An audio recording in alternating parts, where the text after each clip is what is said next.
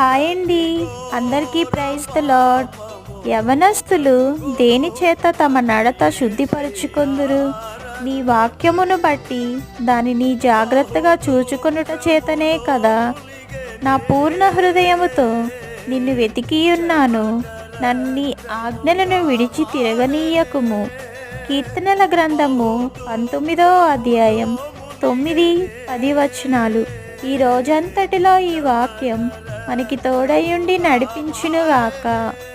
ఆమేన్.